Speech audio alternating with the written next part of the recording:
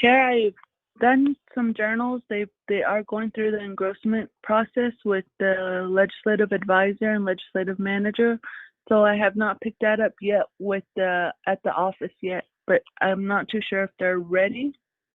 Okay, we'll wait for the next meeting. Thank you for letting me know. I wasn't sure about subcommittee journals. Thank you.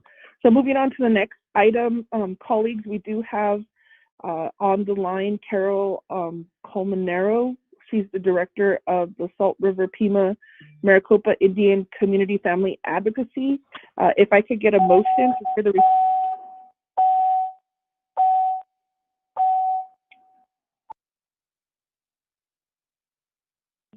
I might have gone this one.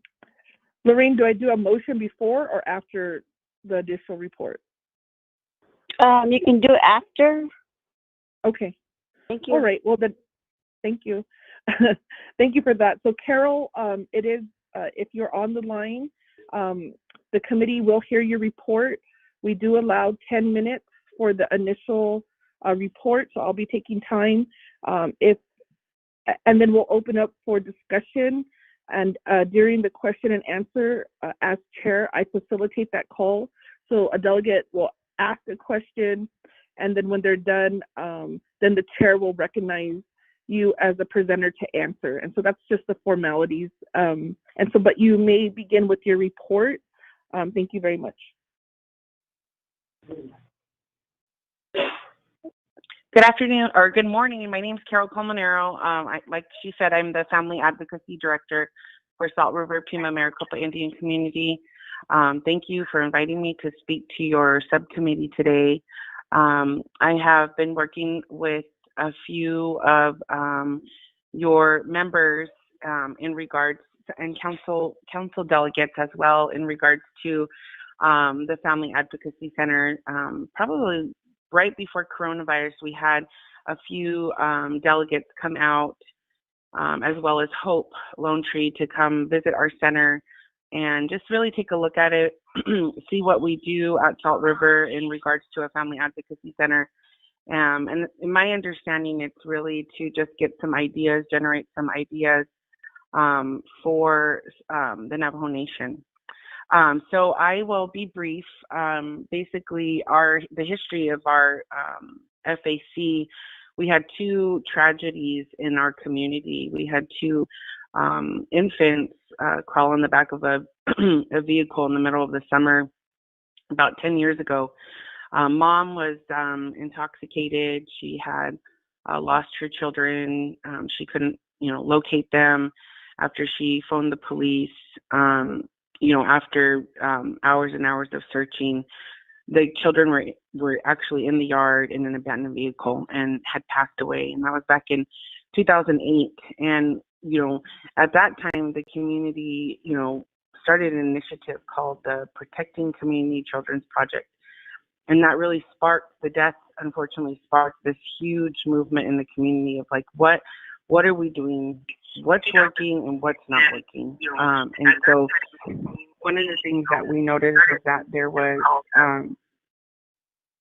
a lot of communication happening. There was a lack of communication happening among the departments. So nobody was communicating and sharing information. So the collaboration piece wasn't there. And so from that was how the FAC was birthed. So our main mission statement, I did send a PowerPoint. I didn't know how long I had, so you guys should have a copy of that to look at and reference. But our FAC, our family mission statement is to ensure that we provide safe and secure healing environment for the investigation of cases involving child abuse and neglect by utilizing a collaborative and multidisciplinary team approach. And that's probably the biggest thing that I really want to pause and emphasize is that at our FAC, we have all the support from our council members, our vice president, our president, and then even our community members to ensure that we at FAC have the support that we need to make sure that we are collaborating.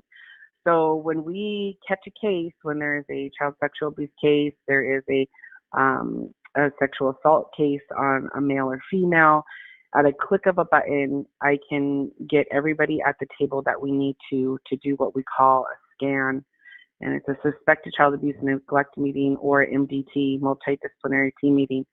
And it's not just, we have people at that table that can make decisions. So it's directors, it's the people that are out working with the clients, boots to ground. It's those folks that are at the table, really to staff the case, to figure out, what happened and what we can do to move forward to help that family, what I call treatment planning. And I think the biggest thing is here, and our mission statement is to ensure that we're reducing further harm. So as you know, many of our victims in domestic violence cases and sexual assault, they at times will return to their perpetrators. So what can we do to support that family and that victim to ensure that that doesn't happen and that they're re-victimized? And then, of course, number one, honoring the cultural and values and traditions of the Salt River and Pima Maricopa Indian community. So we get lots of referrals from different areas. Our most two main referrals are from PD, Salt River PD, and our Child Protective Services. So what's unique about our SAC is that we just don't serve children. We serve every walk of life. So we sometimes have a lot of, we work with the senior center, so we get a lot of referrals from APS, where elders have been sexually assaulted, or they are being abused or financially exploited. Those kind of things are, sometimes we staff those things. So we get referrals from senior center, social services, education, and then even our legal team. So we might have our guardian ad litem that, their children might be placed stateside, and unfortunately, they get victimized even in foster care and in adoptive homes. So we do take those cases as well. And I think our newest players at the table have been housing, which is very unique in the sense that housing, why is housing at our FAC? Well, a lot of our victims use tribal housing. And so they have a very important role because of the stringent rules of receiving government funding and grants. There's qualification. So if they pick up a charge, or if there's domestic violence going on, or drug and alcohol abuse, they get kicked out, and then they end up homeless, and then it starts even a more vicious cycle. So housing's at the table to hear our team on how we are trying to treatment plan and help these victims to heal and be in a better place. So that we've had a couple really huge, unique families when we called them at the table, and some elders that, generational. There was, great grandma, and then a bunch of her grandkids and children living in the home, and they were able to preserve it by working with us. So that's that collaboration piece. Multidisciplinary team, like I said, in our building, we have 5 detectives, 1 sergeant, myself. I'm in charge of the entire building, the function of the investigation. I have a very small staff, but a big responsibility. My team consists of 2 victim advocates, and then 1 trauma-based therapist, an office manager, and then an assistant office manager. And then we have our PD in there, and then we have our entire child protective team there. There's a manager and then 5 investigators. And then we have our family preservation program in there, which consists of 1 manager, 3 social workers, and 1 trauma therapist. So we're in that building. What's unique is if I need, there's an investigation that we catch and my advocate needs to speak with the detective, we're right there. We can, instead of emailing and knocking at doors. That's probably 10 minutes, I'm thinking. Do I still have time, or is that? Yes, please continue. Thank you. Okay. The services that we provide, so we do have a trauma-trained therapist. If anybody's familiar with therapy, she's a independent licensed clinical social worker. I'm very proud of her. She's also Navajo. She started with no license, got her license, got her independent license, and now she's obtained her EMDR, which is eye movement repressive desensitization training. We use a couple different modalities, and she's able to, we've noticed over the last 10 years, working in this, with this particular tribe, what modality works well and what they respond to. And EMDR, if you're not familiar, is one that has been really effective to treat trauma in this community. So she's a level 1, level 2 MDR therapist. And then she's also one of 16 certified trauma, TFCBT, trauma-focused cognitive behavioral therapists. And so we have a really good therapist that our clients could utilize very quickly. So we got out of the practice of, let me make a referral to BHS. You're going to need to attend a 2-hour intake.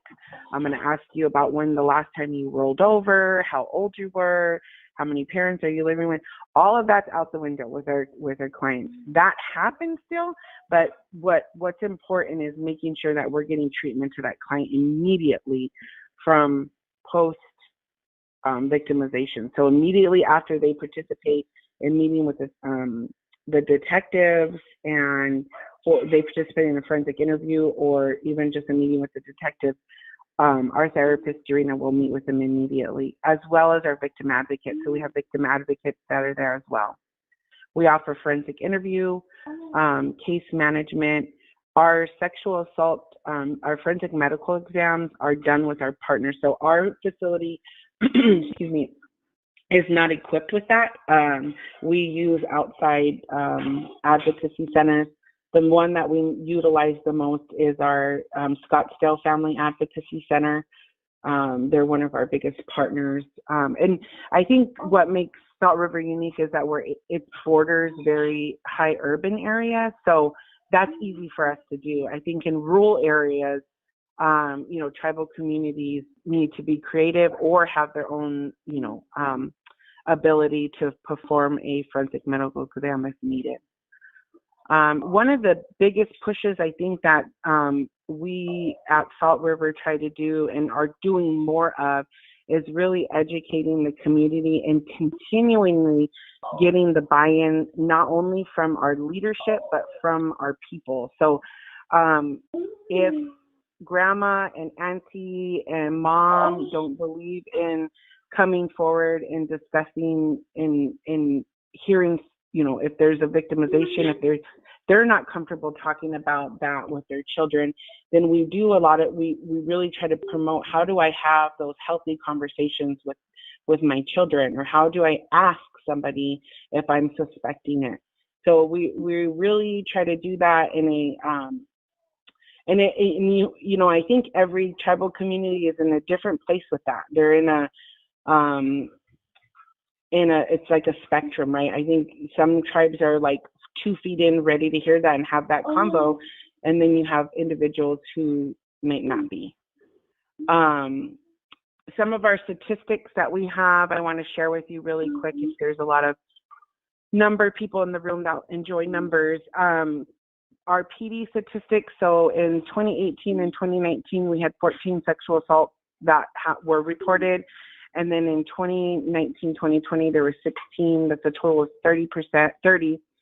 That's a 14% increase. So right now, our biggest thing that we're seeing is increase in sexual assaults that are being reported. And then for domestic violence, in 2018, 2019, there were 121 incidents. And 2019-2020 fiscal period, there was 128. So our DV's been steady. There's only been a 6% increase. So that has not been really alarming. That's always really been an issue for Salt River. But what is alarming is the sexual assaults. We have not ever reported that has come through. So at our SAC, we've had 100% increase. So forensic fiscal period 2018-2019, we had zero. We had zero report that came through PD. Although PD is reporting, and see, this is where the FAC comes in handy. Even with the FAC, folks often forget what we do in that collaboration piece. So that's why it's so important, because they had reports come through, but none of them were staffed at FAC. And so there's been this last year a really big push to any sexual assaults or any domestic violence cases that they need to come through FAC. We need to make sure that we're providing services for these families and offering that, and then ensuring that they get a proper investigation. So we've seen a 100% increase since 2018, which is really alarming. And then just in the last month, we've had 2 more sexual assaults come through just this last month. So that number, I don't know what it is. Does it has a lot to do with the pandemic? We're not really sure. Or is it the fact that people are aware, and now people are coming out and saying, no, we have the FAC. This is where you need to go. You need to, and then people are encouraging their family members to come forward. Our domestic violence for our FAC, again, we were not getting a lot of referrals that come through. The way PD operates is if they respond to a scene, a domestic violence scene, and it's super clear and there's an arrest made, they don't see that they need to staff that at FAC. It's clean cut. They've arrested the perpetrator and they call out crisis to assist with the domestic violence. So either way, as long as they are utilizing some type of service, because we do have a domestic violence advocate through our BHS. Crisis Carol, calls. Okay. I'm going to ask you to pause there. We did send out your PowerPoint presentation, but I wanted to pause there, do a few formalities, and then we'll forward to see if delegates have any questions. So, Okay. colleagues, has there been any other delegates who have joined the call? Hearing none, I'm going to ask, can I get a motion for this? Delegate James, thank you, Judge, for joining us. So for the record, Delegate James is on the call. So we'll ask for a motion on the report. And then I'm hearing some background noise. Carol, is that on your side? I know we're all homeschooling. Okay, if you can mute your line, thank you. So if I could get a motion from the committee on the report. Motion, Delegate. I'm sorry. Was Stewart and James?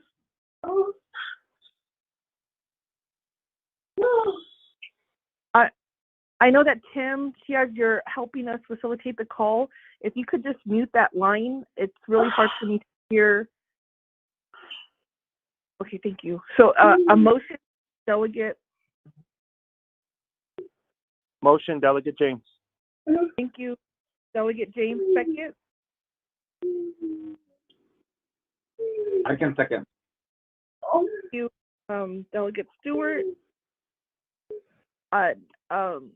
I'm not sure, Carol, is that your background noise, or we could have our staff try to get some control? No, I'm muted. I hear it too. I'm muted. Okay. Okay. Thank you. So delegates, colleagues, committee members, are there any questions regarding the Salt River Indian Family Advocacy Center?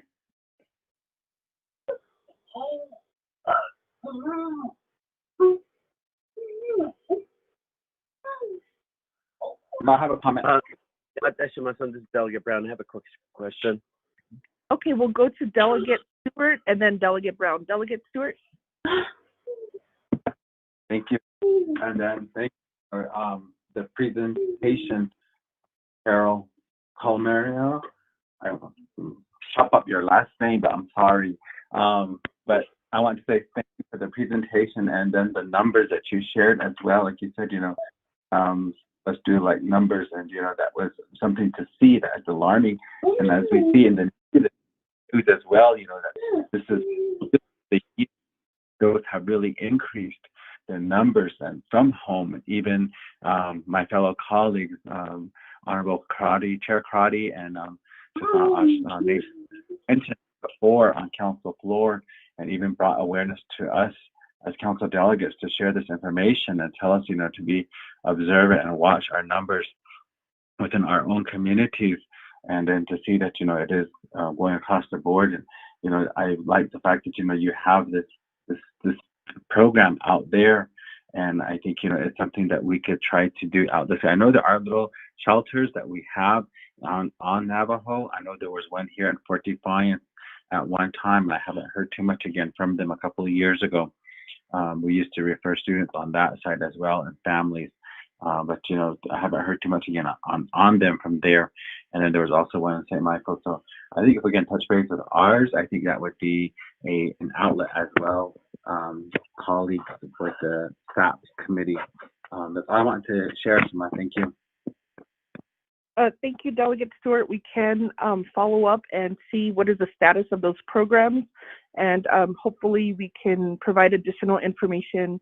So if you have constituents who are in need of resources, our goal is to start gathering and collecting that at a local area for healing for our people. Thank you. Delegate Brown, you had a question? Yeah, Deshimasan, Ada, Sexual Assault Prevention Subcommittee, Shanant, here.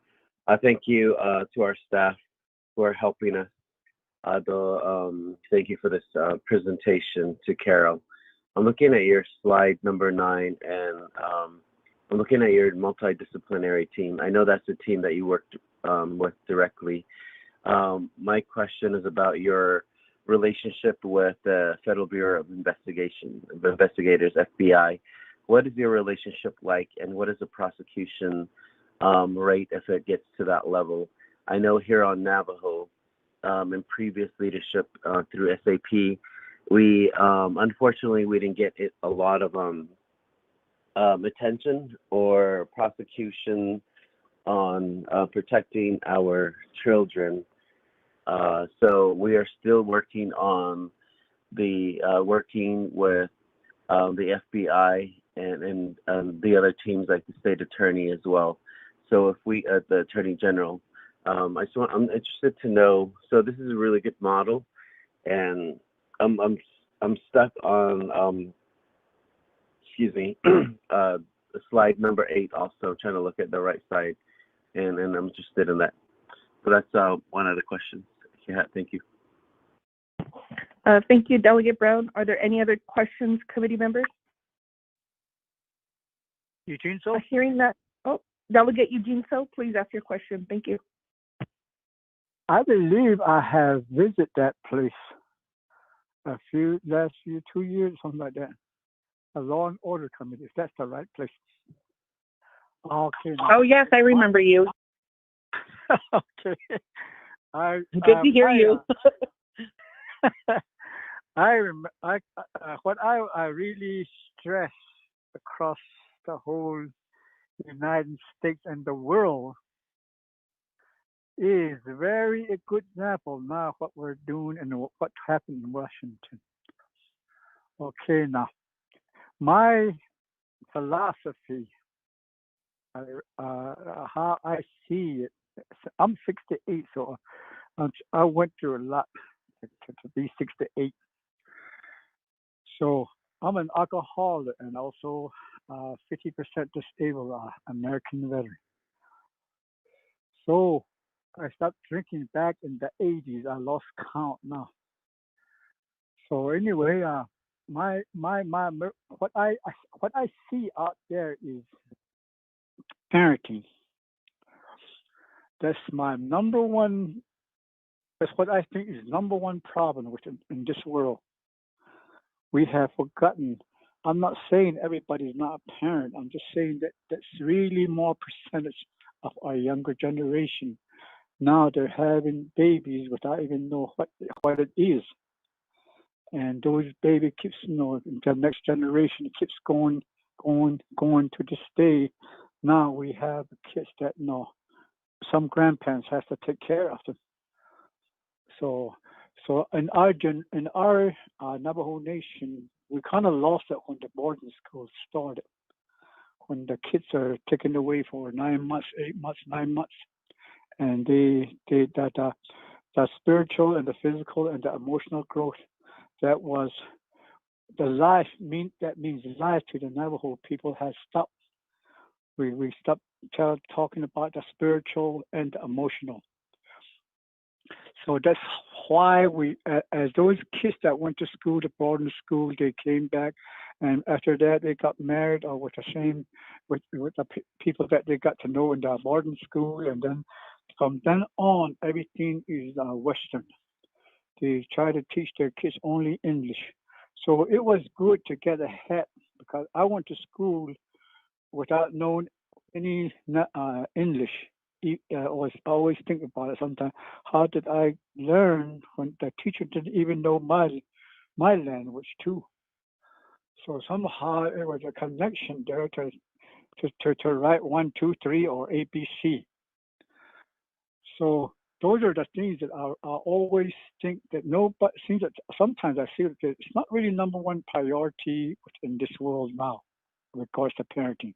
And sometimes I would think if we can only parent to parent these kids emotional, spiritual, and physically, and how would the world be, 10, 20 years from now?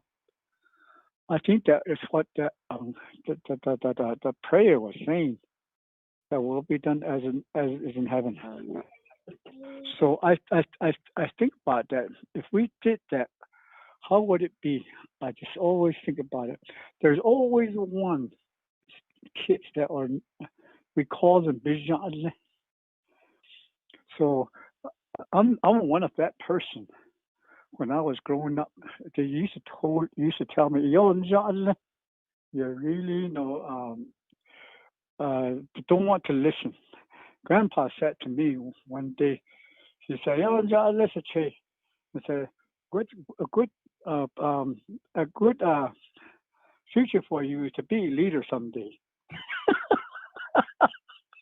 I don't know what he meant by that, but so sometimes seems that you always have to have the last word, and you always is right.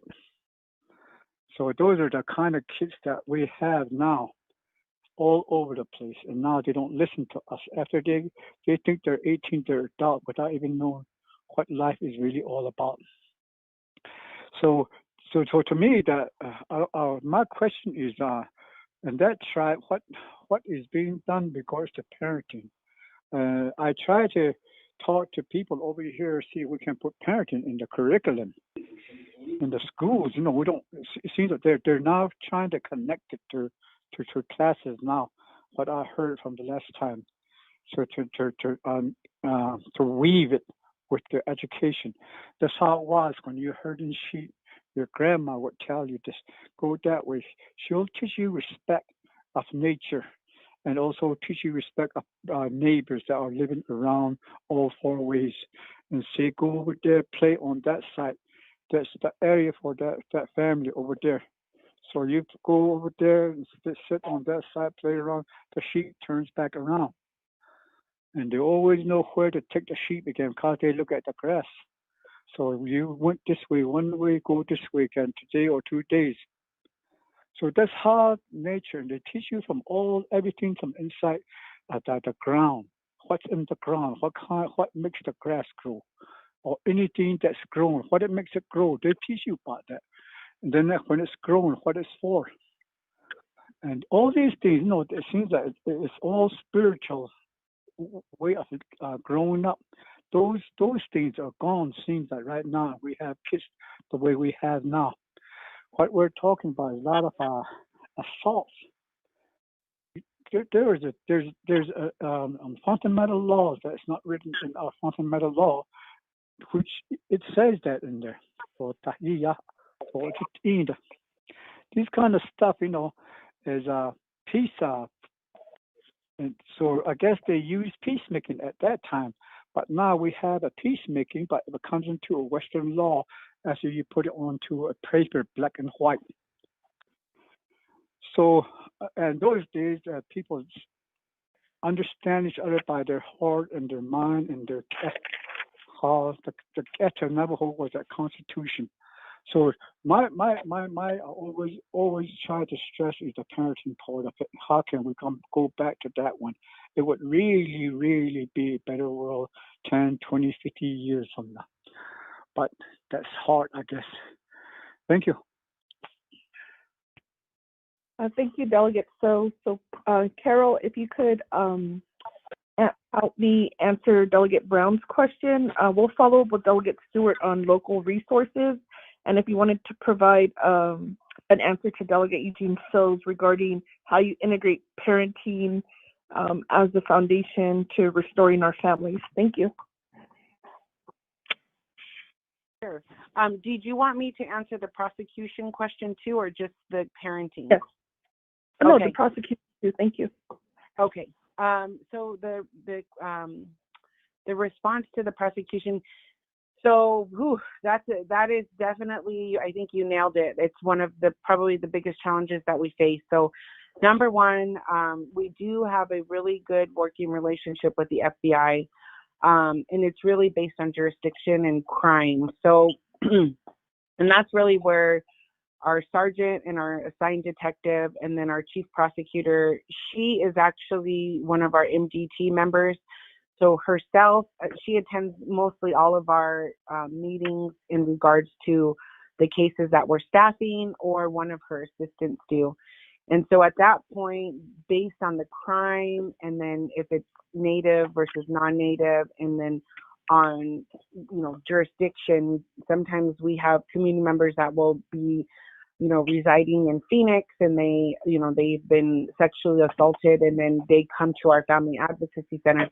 So at that point, it really becomes, partnership between state and then depending on the crime. So I can give you a few examples. So we do have a really good working relationship with our federal agents. We've used them, we continue to utilize them as well as their advocates. We've had a few recently sex trafficking cases on minors.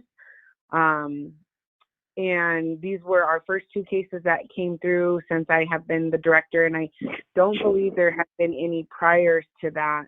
And we are working collaboratively with the feds as well as their advocates. They have assigned federal advocate agents that are victim advocates, and they also have like a partnership with people who were formerly sex trafficked and are in a different place of healing. And so they have a program, almost like a mentoring program. So our youth that we were able to get help and get her out of the sex trafficking ring, we are utilizing the feds, and there's kind of like a joint investigation going on. We're assisting, and the family is where we're working closely with. The child does reside in the community. She was being sex trafficked in Phoenix. It ended up being a bigger thing than what we had anticipated. It was more like it was an ongoing, more of like a sex trafficking ring that was happening in Phoenix. So yes, we do have a great partnership with them. We do utilize them a lot. And I think I feel confident to say that our Salt River PD, as well as our chief prosecutor, really knows when it's time to kind of lean and call in the federal government to really help us in some of these investigations. And I think it's really more on charges. I think it has a lot to do with charges and going how far they can go with the charges. If it's, I think because of the codes and the way the tribal codes are written, there's limitations in charges, especially for, I think one of my hot topics is, child sexual abuse.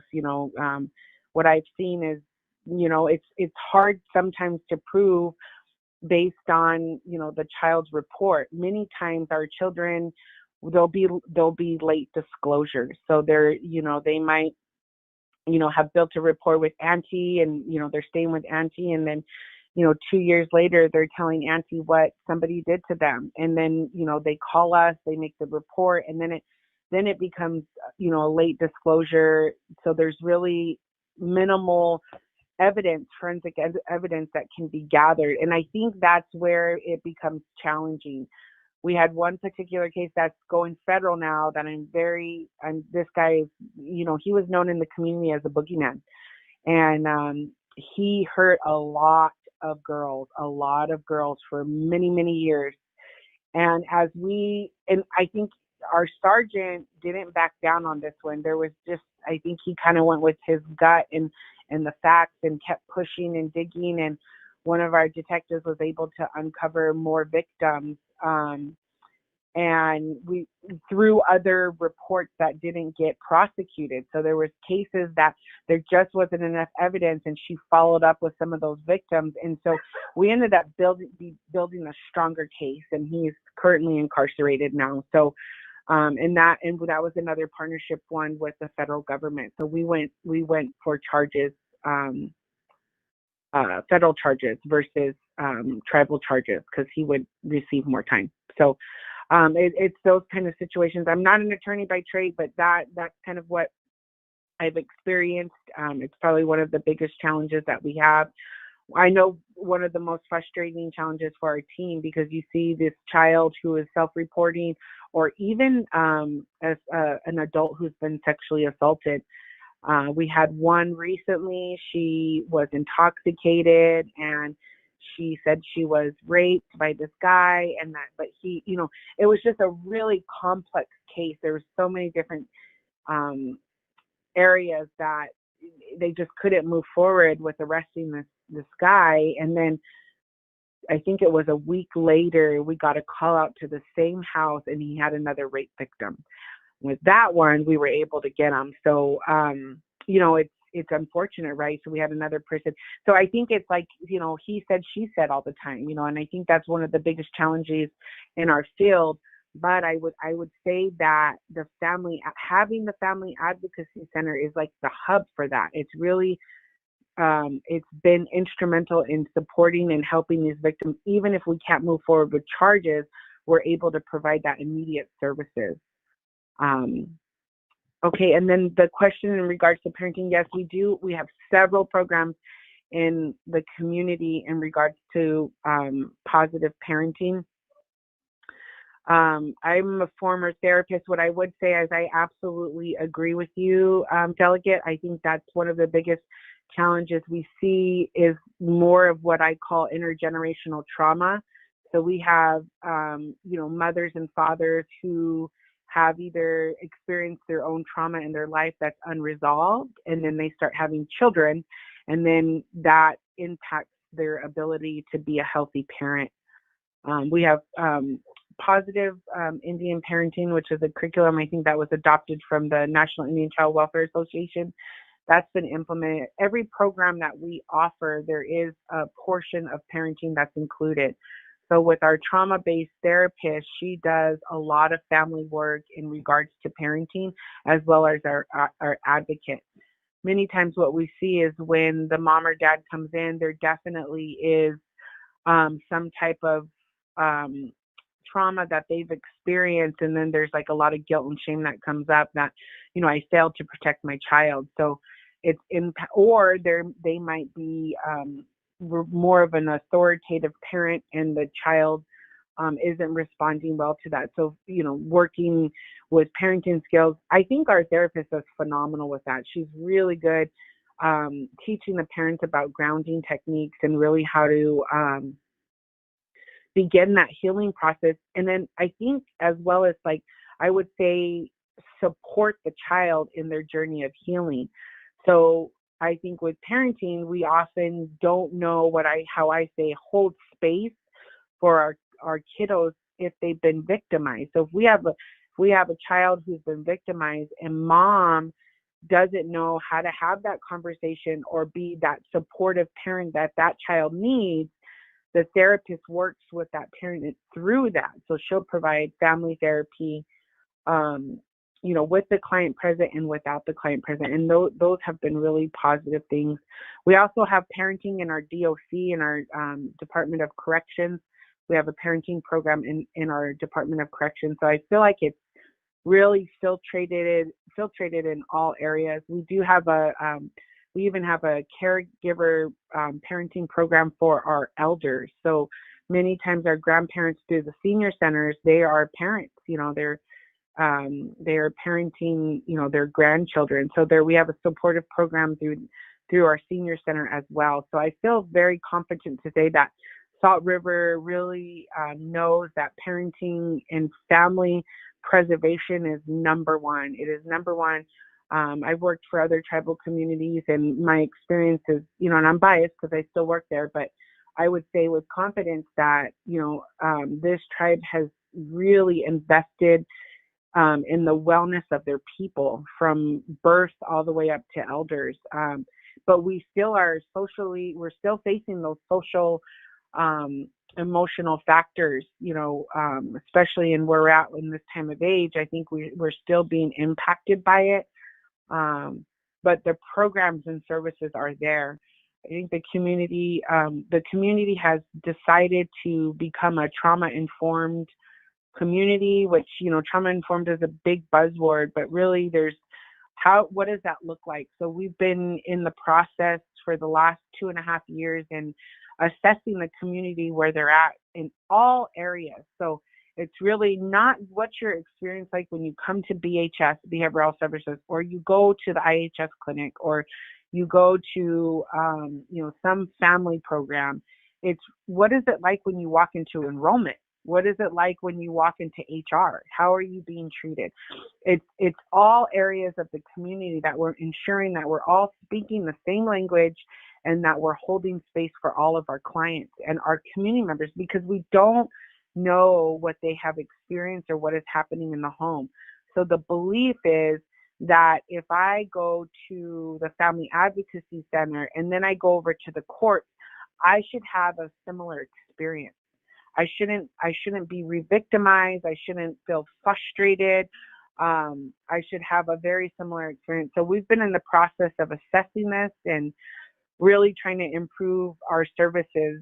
We just got the Start by Believing campaign approved by council. So we're going to be pushing hard about how to start by believing. I think that's one of the biggest things is with our rape victims, people don't believe them. They don't believe that they were sexually assaulted. That's probably one of the biggest things I've seen, especially with our detectives. And I don't even know if they know they're doing that. But again, it goes back to language. How are you? How are you approaching them? How is your body language? All of those are major factors in working with those victims. And we know in the field, you have a very small window of opportunity with these victims. They're either going to tell you or they're going to shut down. And they have those workers and those detectives sized up before they even get out of their vehicle. And so we got to change that in order for us to, get the bad guys off the street, or even get services to those bad guys too. Because I know that's a hard pill to swallow as well. Is like these individuals who are victimized, they have once been victimized themselves. And I'm a family advocacy director, so I'm not in the business of advocating for perpetrators. However, I will say that, that they too need help, whether they get that while they're in jail or are sent to, different programs, because, they can re-victimize later on. So it's really important that we are providing services and looking at that avenue as well. Thank you. Thank you, Carol, for that report. I just want to mention that Carol is from the Tinley community, and so we're just so proud of the work that she's doing down at Gila River, and appreciate your time and dedication. Committee members, as a time check, it's about to be 9 o'clock, so we're halfway through our meeting. Are there any other questions or follow-up before we move to the next report? So my son, Delegate Claudia, does Delegate Brown have another question? Yes, Delegate Brown, please ask your question. Okay, thank you for your response, Carol. I appreciate all your work with you and your team. I have 3 other questions that I thought about when you were speaking. My next question would be, really in your line of work, I did hear you say that you're not an attorney. However, in this line of work, I believe that you see some of the federal Supreme Court cases. An example would be the Supreme Court case of 1978, the Oliphant versus the Squamish tribe, where they said that where the United States Supreme Court case deciding that Indian tribal courts have no criminal jurisdiction over non-Indians. And I know that in that area, that must be frustrating. So my question surrounding that is, are there any other Supreme Court case laws, congressional laws, public laws, BIA enacted laws, basically non-natives who have decided our fate in the policy and these laws arena, where I think, and I know this, I'm getting kind of excited that, with the new Democratic House, Senate, and White House, of all times, I think as Indian country, we really need to come together, and I think we should be meeting regularly to change some of these laws now. And as legislatures, us, that this is our responsibility, and to look and work with our lobbyists, and specifically in this arena where we can protect our not just children but Native Americans and everyone as a whole. So I think this is a great opportunity to really go to work and change some of these laws, which would actually, we can tell our own story. The second part would be, I know that there's a lot of human trafficking conversation, and I know that I was asked, and I don't think we really have the latest data. The pandemic, we've been really concentrating on that, so the attention has kind of shifted. So if there's any, you did mention human trafficking case, and it's unfortunate that we're dealing with this. And during the pandemic, what are some of the what have you seen surrounding human trafficking? Has it increased? Do we have any data on that? And within Navajo, and I think this committee, we can get a report. Delegate Crotty, maybe at our next sexual assault prevention subcommittee, we can focus on human trafficking and some of the impacts from during COVID. My other question is, well, actually, I did mention that. Really changing some of these laws and really tackling and going to DC. And right now the work needs to start, because in 2 years we have another election. So we don't know how, if the Senate's going to flip back or what's going to happen. So we have a great opportunity to tackle this as within, we're here representing the Navajo Nation. I'm really just thinking, oh my gosh, what can we change? Well, what is it that we need to work on? It's really, and one thing that I want to leave right now, I mean, with the statement is, it's not really the president that we elect that changes things. It's really us. We, as the boots on the ground, we are the ones, once we get our data together, our white papers together, our research together, and take that and move that up to DC, and then we demand on some of these changes. That's what actually changes some of these laws. And that's what we see in history, in hindsight, with a lot of these movements. And I think as Native Americans, we can come together and demand some of these changes. But it is us. It is us. We need to be there. We have the lobbyists, and we have a great opportunity to really be the squeakiest wheel and change some of these laws and to continue to advocate. So I'm really interested in really some of these laws passed by Congress and some of the Supreme Court case laws. Those are my questions. Yeah, thank you.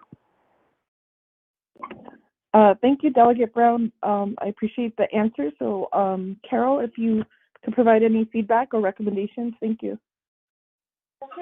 Sure. I think the one act that I'm familiar with that I think that would change our ability at Salt River that we do not have yet to prosecute non-natives is the VAWA Act.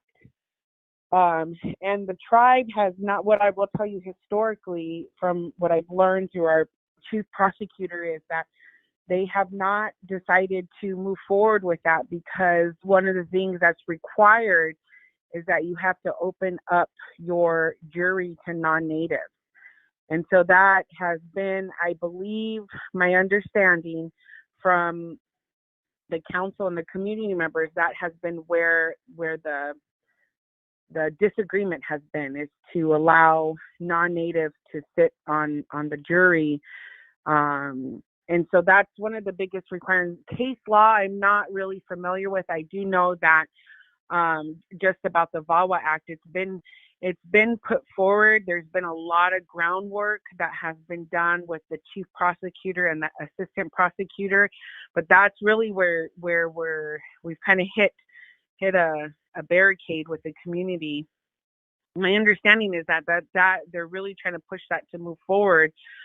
which would allow us, if there is a crime committed within Salt River's jurisdiction by a non-native, a violent crime, domestic violence, rape, sexual assault, that they will be, if we have VAWA in place, we are able to prosecute them.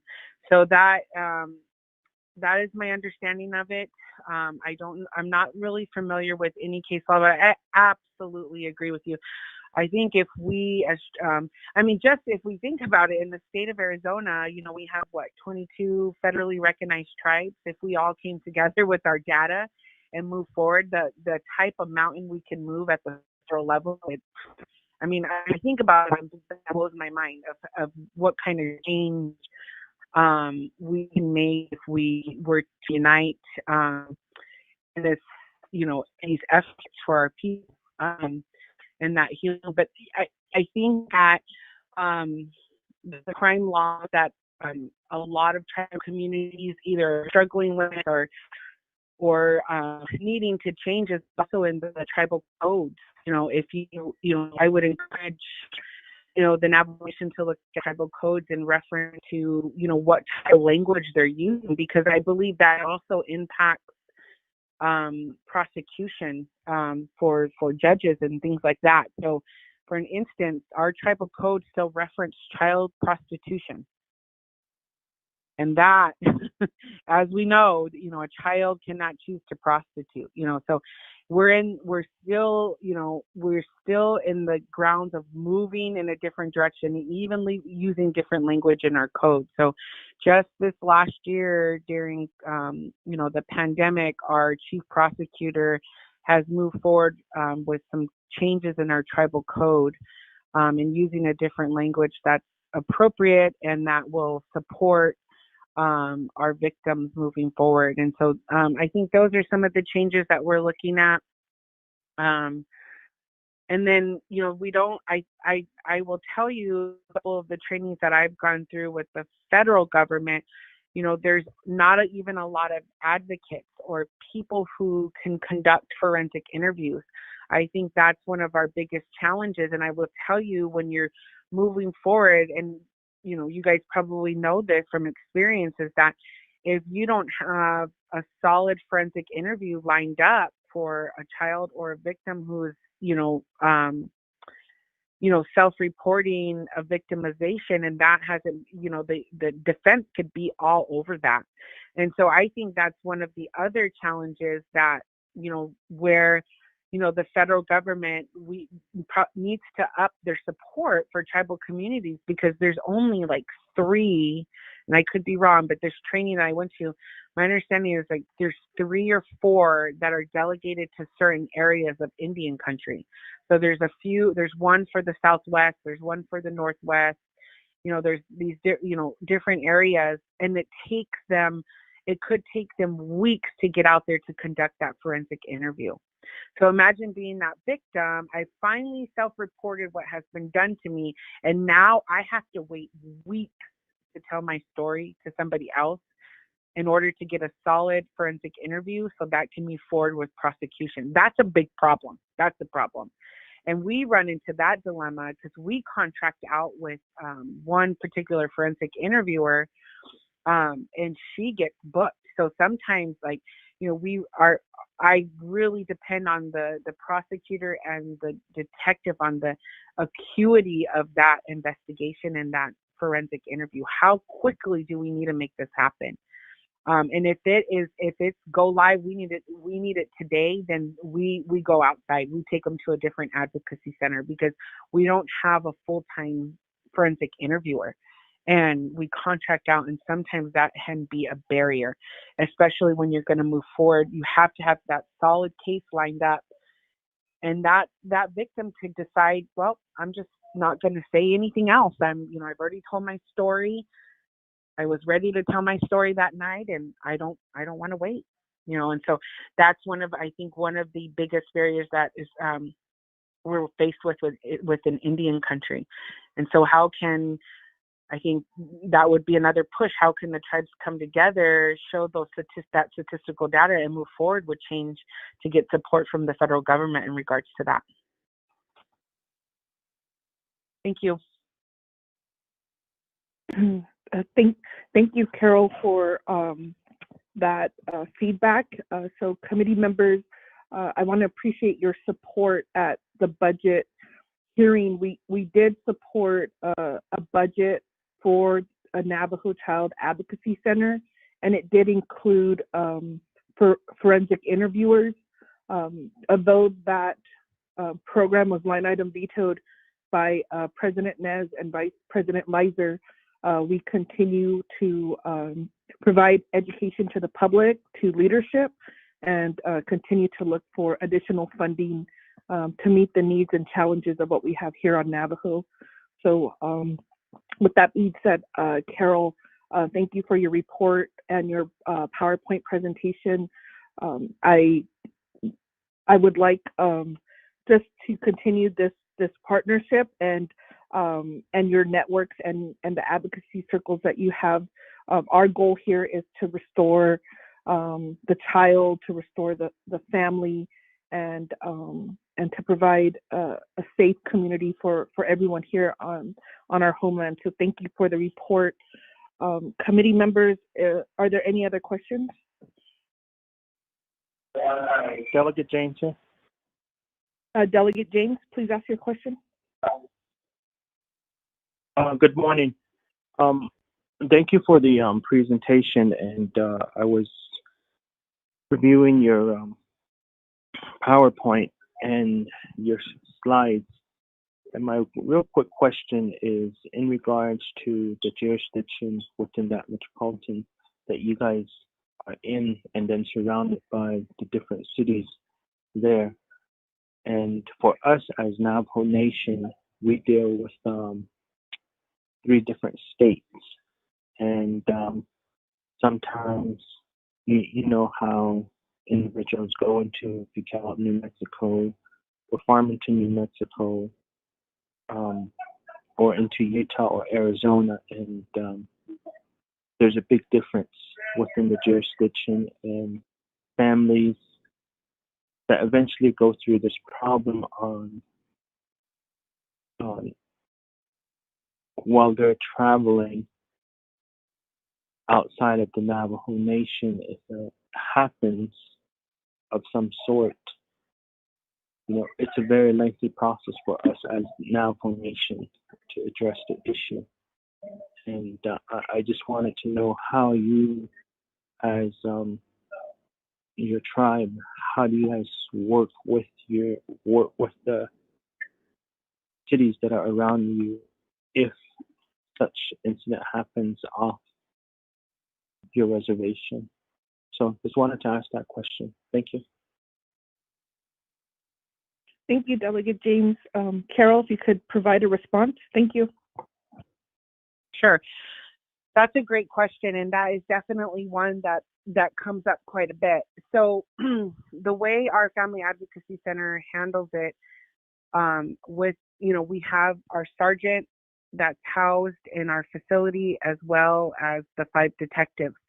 So anytime that we catch a case for a community member that, even if they reside out of the tribal boundaries, we still staff that case at our Family Advocacy Center.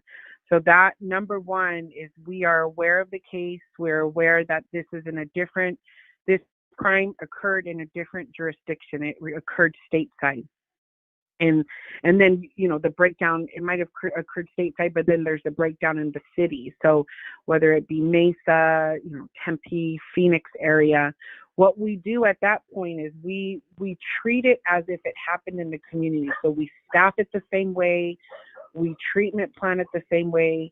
Before we walk out of that room, there's a game plan for that client already set up. So what that would look like is, and PD is real quick about saying that didn't happen in our jurisdiction. Well, guess what? That's a community member, so it happened in our yard. So I'm really big about making sure that, and they'll laugh and they tease me because it doesn't matter. It's a community member who needs help, and we are going to go 100% to get services to them. So in that situation, what our Sarge will do is he will assign it to a detective, and that detective will contact whether that be we had a crime that occurred in, where was it? Oh, in North Dakota, on one of the tribal reservations up in North Dakota. So when we staffed the case, it got assigned to a detective, and that detective was he then becomes almost like a liaison with the other tribes. So then they work together, even though it's not in our jurisdiction, and we're not going to charge because of the jurisdiction, but they become more of a liaison with the other police, the stateside police, or if it's in a different city. And then the detective is still required to follow up at our FAC. So even though he is not, working the case, he's working side by side with a different police department, different jurisdiction, he is still required to start that case. So when they do their homework and they figure out, what policing detectives do, then we will resend what we call a rescan form. And the scan form just said it gives a preliminary update to the investigation. And then that detective within Salt River is responsible for outreaching that other detective or the other police department, and then they call in or they attend our scan meeting. So we are still very heavily involved as a tribe, even though we understanding that this charge goes state, we're still involved. And it's really more of a collaborative approach. And that's really what SAC or a CAC should be doing. That's one of the preliminary goals, is that collaboration despite jurisdiction. So whoever your assigned detectives or who are the detectives that are to be housed in your CAC and your sergeant, that you got to make sure they're on fire. They're going to be those, what I would say from experience, and I feel really blessed because we have a very strong sergeant who I think understands victimization, who is training, who has over 20 years in the field, that he will push go, and I think it's that fire. You need somebody who is going to, well, it's in different jurisdiction. That matters. I will say who on your team matters, and that I would encourage, the nation to really vet out who that is and what that looks like, because you need somebody who is going to go to bat for these victims, especially in with detectives. It's making sure that collaboration piece is happening.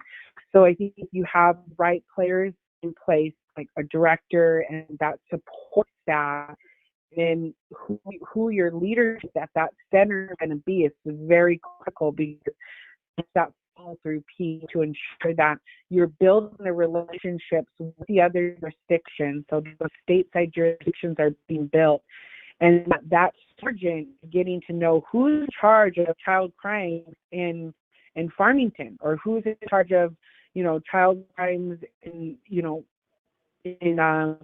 Arizona.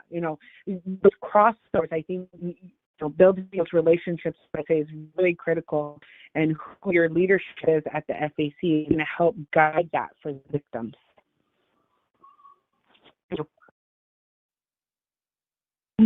Thank you, Carol. And so that's part of the work that this committee historically has looked at, is trying to gather those resources. I do know that we have some advocates and others on the line. And so on our weekly, we have, other monthly calls and weekly calls. We can add that as an ongoing effort to collect the resources and provide that for the community. So thank you. Committee members, are there any other questions before we go to the vote?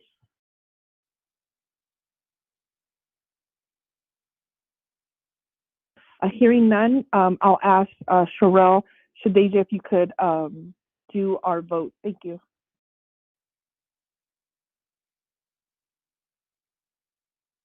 Okay, Honorable Wilson Stewart, how do you vote? Green. Honorable Wilson Stewart votes green. Honorable Eugene So, how do you vote?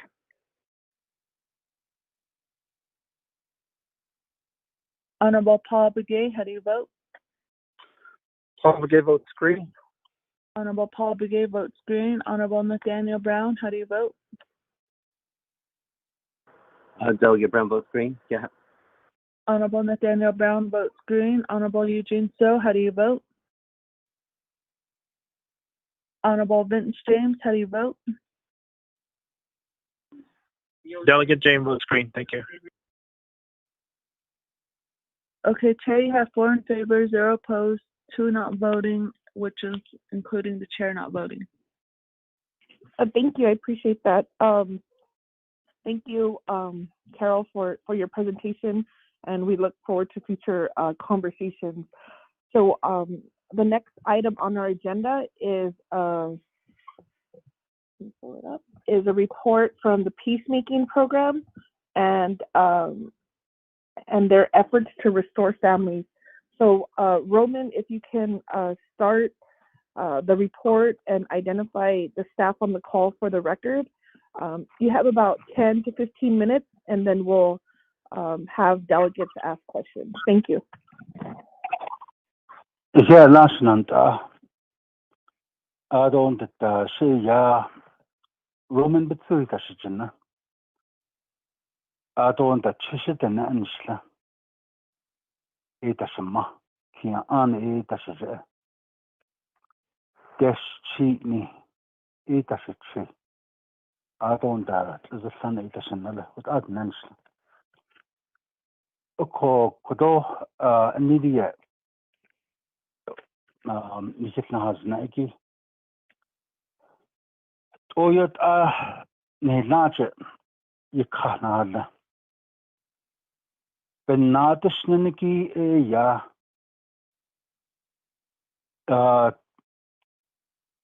Naki Khana Hayata Hanishi.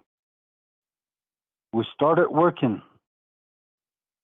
with all the agencies within the Navajo Nation.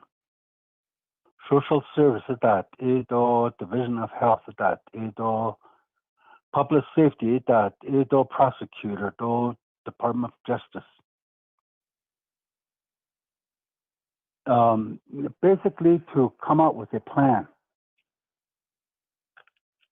to mitigate the adverse impact of domestic violence, of sexual abuse. Everybody, I just received a phone call from the medical center saying that they finished their... Hello? Yes. If we could open our line, thank you. I don't that domestic violence or sexual abuse or other the actual energy and the psyche. Of course, those were the 3 areas that we talk about and we put a plan together. I don't that it was signed off by the president, the vice president, the speaker, and the chief justice. And in 2018, isn't it? Of course, we it was went before the Law and Order Committee, and then it went to the full council. But it never went to the full council because Oyabasa has leaned the content. Because in the body of the Deny Action Plan, they talk about Dide na ye bahanagi kunabi sinel. Hatha basna aj hanagi and national pin. Oko Epine Napa Sahasli Medicine Man Association do Hatkati Association. Dikurat Egi do Bahaneta. Oko, but if you look the books There's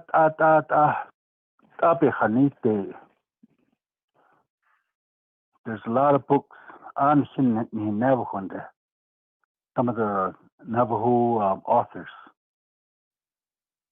Okokot yak at Nihinan Tiniki, Adabakan do Jihiki, do be hot idan hit it Nanahala. Oko Hatati Yatsaka. Some says that the Koti Ninigabini Nayak at the Kot An has Ank at this street, John. Okwagi, it has to be addressed. The compa yelki sexual abuse. Mihi peace mekendego. I asked the TPS, Traditional Program Specialist. I don't that while we're going through this action plan by Nekago, we went through a monk session. Die kwart ego ho ako. Paskat mechanan shit to hil hodoni. Because basically the people that took the first contact or the investigation, police, auto social service that eki. It at in the yahan crossing large in J. Michi could add etano. Oko past hit. The Diego past hit. In the Naniki it's a sexual abuse. It might be a major crime, it might be a misdemeanor. But anybody that has seen this happen, whether you're a council delegate, a chapter official, a employee of the Navajo Nation, you're supposed to report. That's in the statute. Oko niche peacemaking day when we were going through this mock session, we came up at the end where the prior presenter says,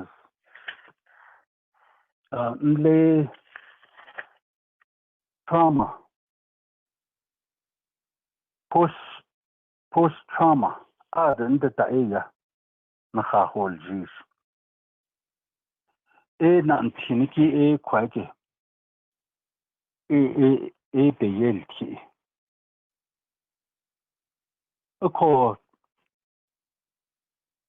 Peacemaking Dego were not the first to become involved. I don't that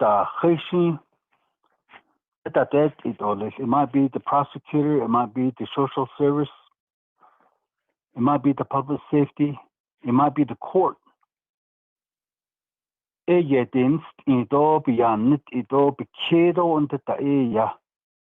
will refer the matter to peacemaking. We not only work with the victim, but also the perpetrator. Perpetrator in Limiki. Baby, no, the court or your own natural eniki, Ada or Kut Ada. So we have to look at it from that perspective. That's cool. Yapakato, what you could call Nishi Nahanda, Nishiki TPS, than Leniki Bahas Hito. I don't the Heshibakato, was it all and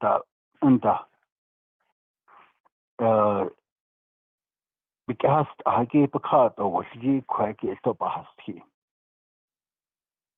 A coebony nae had lebe, had Nisa. The hands took a sheet that Napa Nahas la had Nisa. Ask Krishi nan nishpitadet itan leniki social service that it sato ya yaskyo di koniri ya chuhuna aniki a multidisciplinary team. Ida akut out hans tsukushi kinslogito nas. Of dit apajaniti pa nahat ego estot ananta because the pregoshin hitatet kodo Mr. Eugene Soya ya yaski git parents no ye if china not no tin siki kwake beni na hoti this thing the kwat twisani gas linda this thing the nan tiniki han soshi and the hanaki united kit baby na hoti Adon the Alchindan, Liniki aid at the Alchindan, Lob Alchin and the Wheatley. A court, the Yego Yan hot ego has a court, Ban sea case by Yale Team, Hick peacemaking day. Did it as though a lad was little no. This by a deal missing murder the relatives, well, yeah. Just to that economic the Yego Bass tea. At Hartley a hand to a sheep as on the show. The ne do behos no quae this in the Lisbeth on needle. At Hartley San Dotana who had this ebony night daughter. A call a quiet to hand to sheep by a bill she got. He come by Yale Tiggy Joe could only his own knife is our area. Trauma train therapist in Leniki Joy Beta Hollow. You can't sourcing yada istra. Although they have two modality no yachohna. They MDR no yachohna. A probation yenarnish. I don't that they at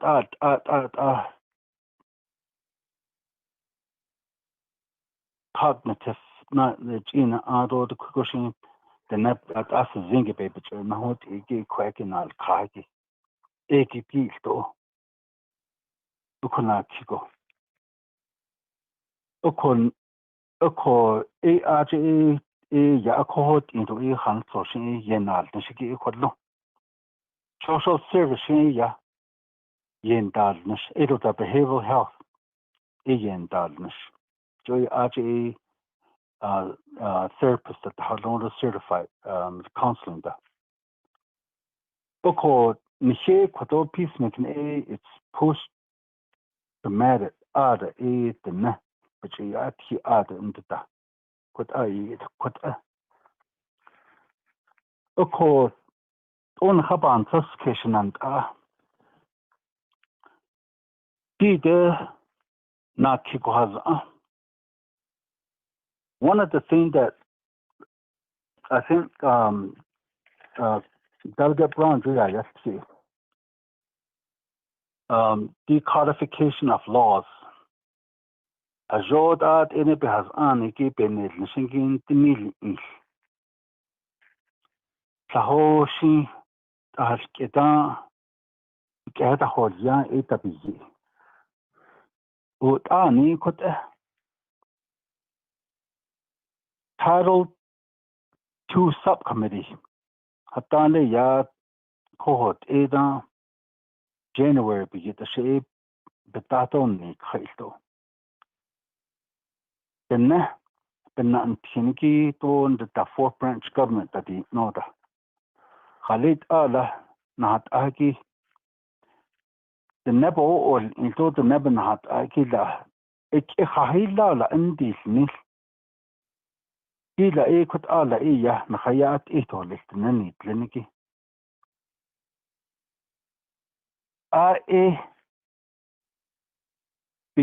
benakakuna la esto Hans tugota na mishiki Eliagola to yat ito lishin son makaban suspicion and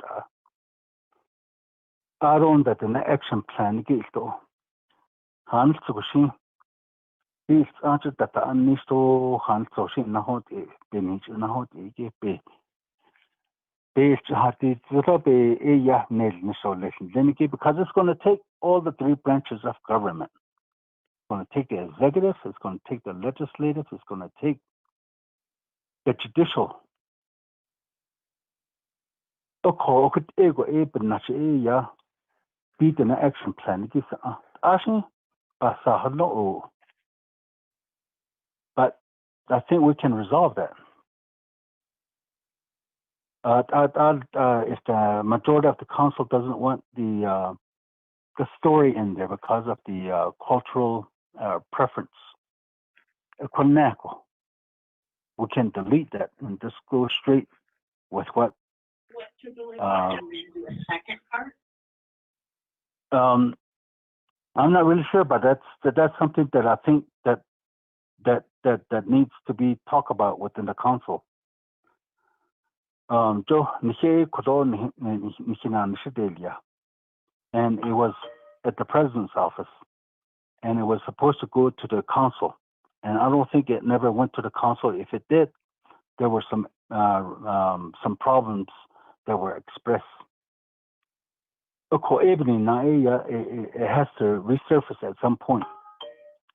Okay, I think I may be running out of time, so maybe I'll just turn over a little bit of the time that remaining to Elaine, and then the people that are on the call is Rosine from Tuba City, Ruby from Rema, and I'm not really sure if Chester is from Kienta, is on from Kienta, and then maybe Lavina from Chinle. Okay, if there's any questions on specific, yeah, we'll respond to those questions. Elaine, can you cover anything that I may not have covered? Thank you.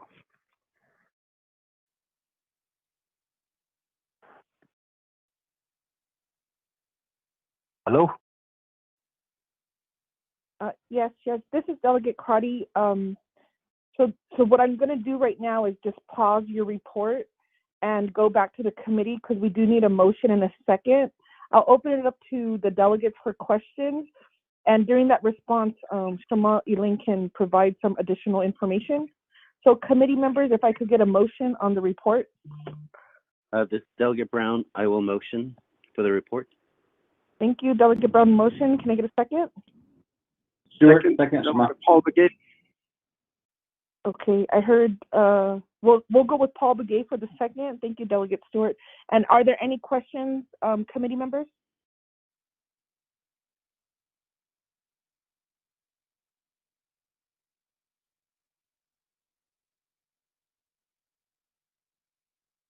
Not hearing any questions at this point, I would want to invite Shama Elaine, if you could provide your part of the report. Thank you. Madam Chair, Eugene. Yes, Delegate So, do you have a question? I just want to request if I can have a meeting with the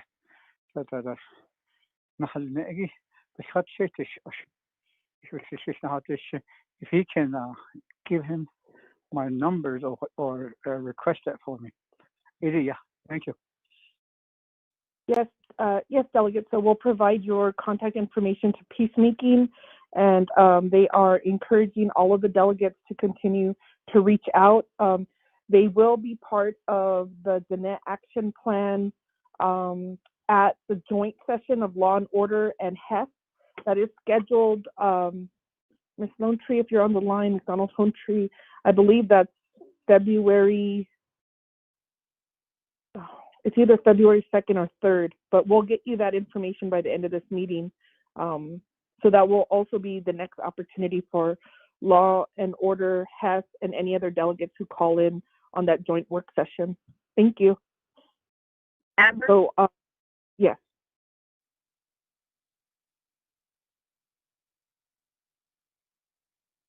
Thank you.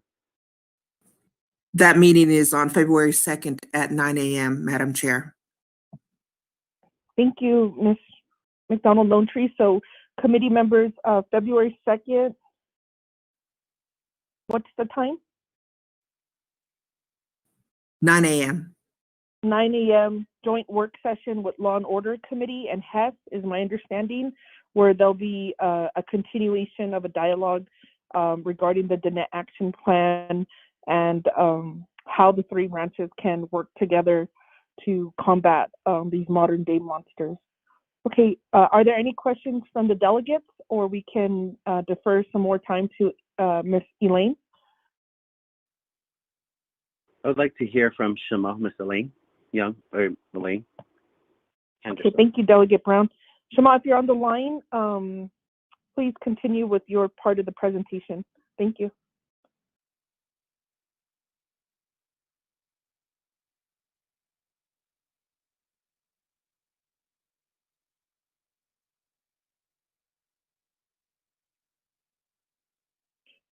Shema, this is Delegate Crotty. We can't hear you on our end. If you're muted, you press *6.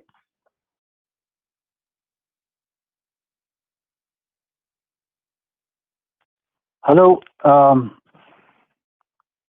Ruby, maybe you can, do you want to say something? Or Lavina, Rosine?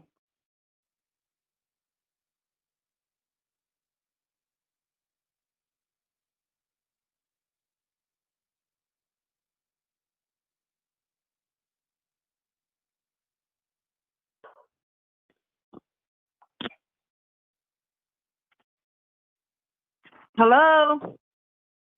Hi, we could hear you. Share ya Ruby Frank Ainge.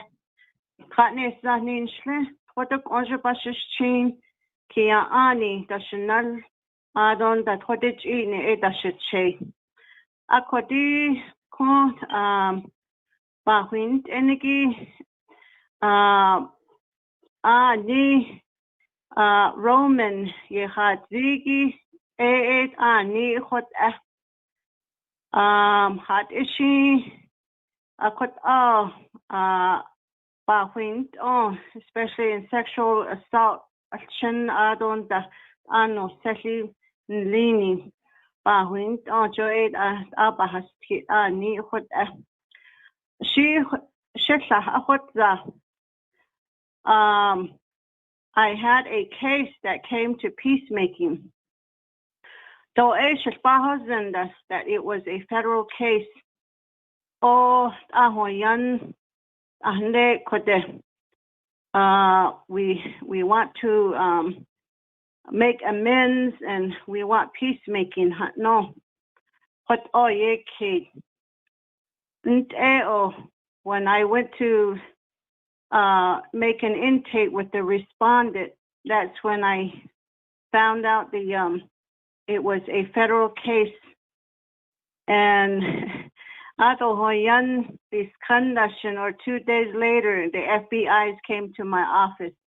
But by that time, I had already withdrawn the request because it was still going through the court system. Ako ani what at the tail end, if they should request peacemaking, so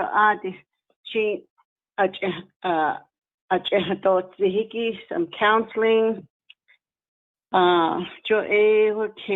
were available. Our services,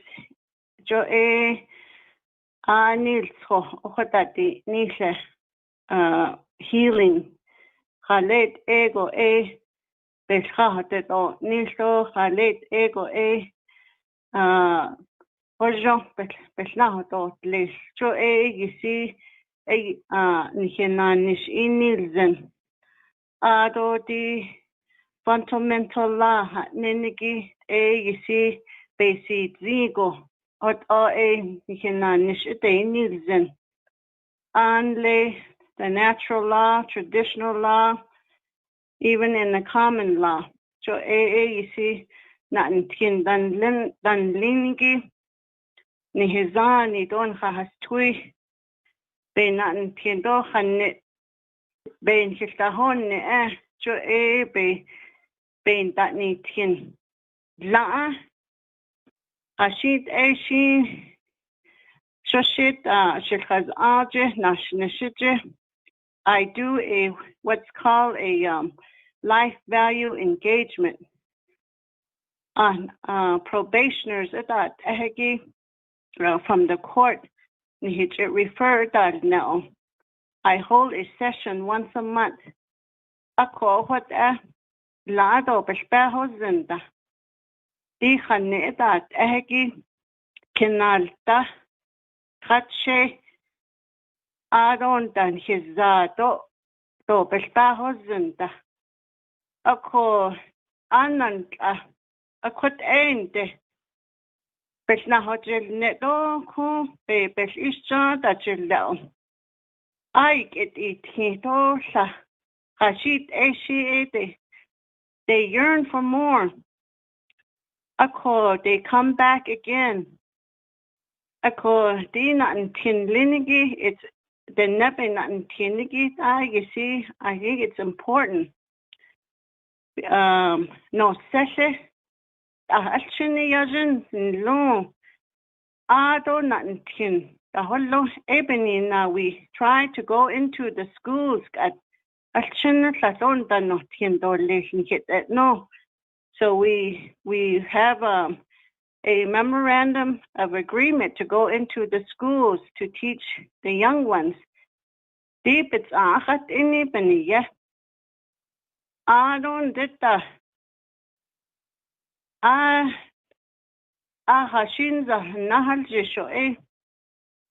You know, we hold presentations. So, neta yo kid all social service even through the chapters. I could only hinanish it any not adi. Ako shishik has aja kajanash nishiki ja what are Asianish insano. What are Bahasi or Lish. Ado Aheha. Can you guys hear me now? This is Elaine. Oh, Shema, we can hear you. Okay. I was talking into the phone and something happened with I unmuted and whatnot. So just a few minutes that's left. I'm trying to be respectful for your time.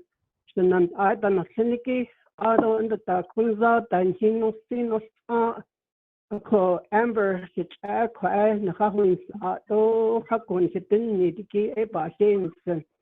in the Kodosh Yash Nathaniel Brown Yat Need Dosh Vince James Adosh Peshpasa Unliniki Wilson Stewart Adon Datasha Eugene So Adon Datanyan and I Paul Piquet without a yacht any need to Elaine Henderson Etashachine.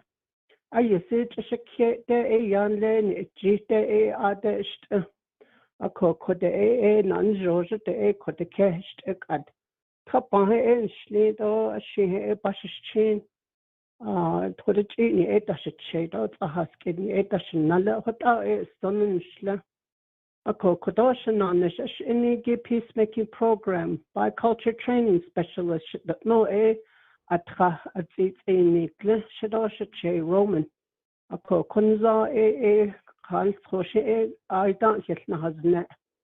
Ako ba Henson should shake Kodo Hans Roche in his own ice castle edo and allow them don't argue that inhabit it what out his needness.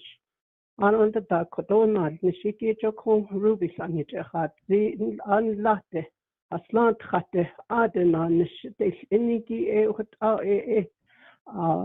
what on Dantien, a Jashin Dant, Johot Enhinanish, does in store, Heshe what Enantien, this change, at the Hoye, a codit out the nest, Nantiendo. Anle hasnat hatte hot ahati zehiki antan agot en kishin his bed husband a koye go the nesan the kid a kodi it all banyat go sexual assault niniki jabahas ne ado hashini eshi bayanitsen sadi it all bet hati zehiki a ko hot all benada the ne hashin eshi Yakana, Gado, Hans Hoshe, Etehot that is the Hot bet yat Heko, Antanka. Sahoshe are Yerko, Hanan days, Ando, Benada, Bandahachi. Hot our engine on the special does it got even in Nashiche, and Din here don't has got a Hans Hoshe, Yananishatis, Nishiki Abinika, and Soshi Kohan, the date, a Christian Hanope, a Hestan, and Daily. His spouse and she on later has dated Hanet and Liniki Epitate. Johot other Lana, Yeki a Hata date, Eki Edit but Niki a sad has roast esto listo a getato tisiki what only yegonan casto a conde Heshe bananas eat or list corner the net show in this it got it at the this it affects individuals, family, on the community and not it and then collectively it affects the whole nation. I think we have part of the responsibility to heal our nation. The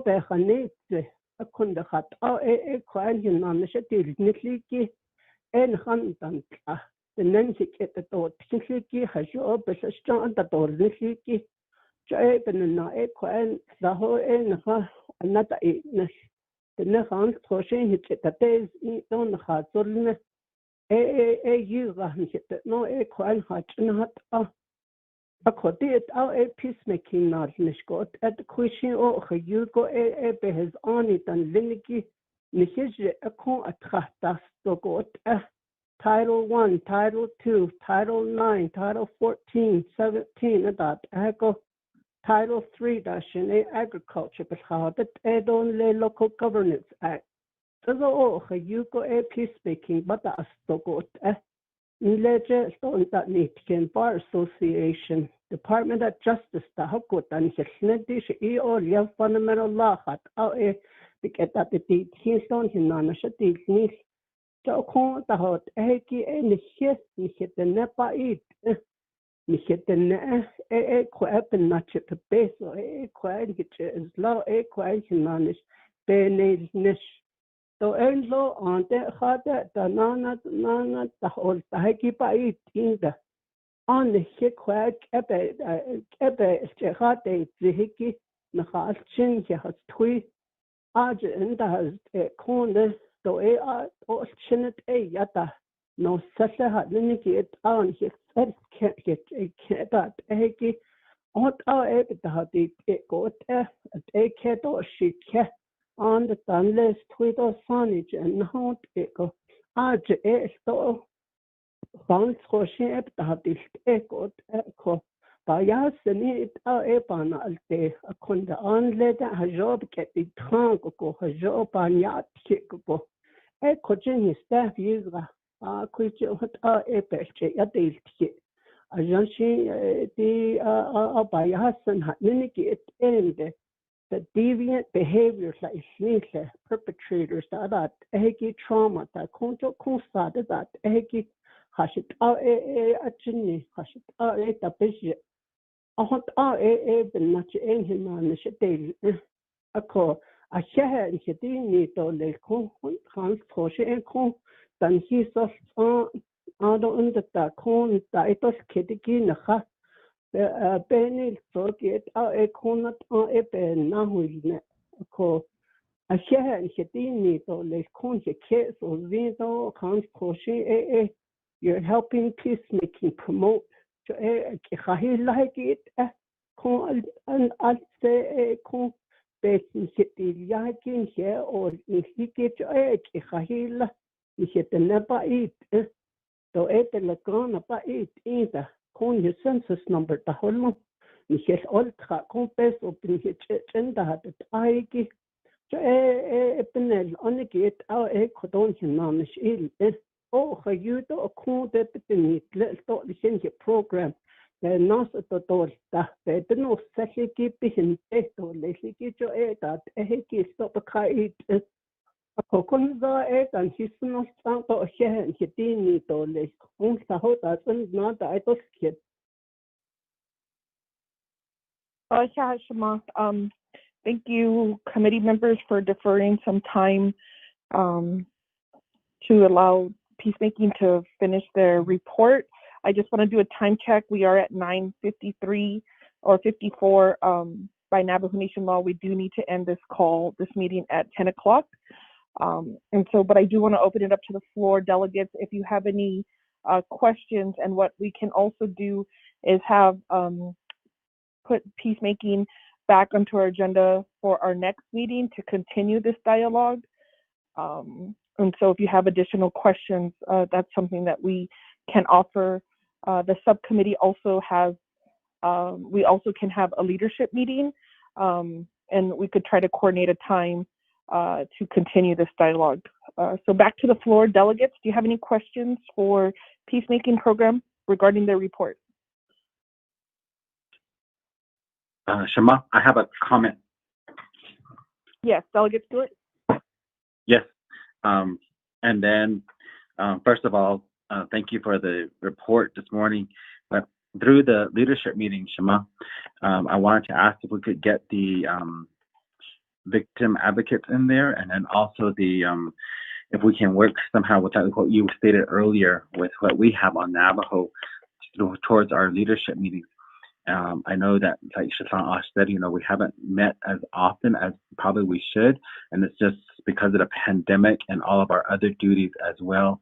But maybe we need to start meeting regularly as well too, even though our schedules, like you said earlier, just before we started, it's really hectic at times. I think maybe if we can do that with our meetings, I think it would really, we need to give some support and some advocacy for our programs like this as well, including what was just presented to us from here, from the Peacemaking and also the other courts as well, because I know we do have legislations out there that need to be pushed forward as well, that have already been approved and whatnot, and I want to share that much.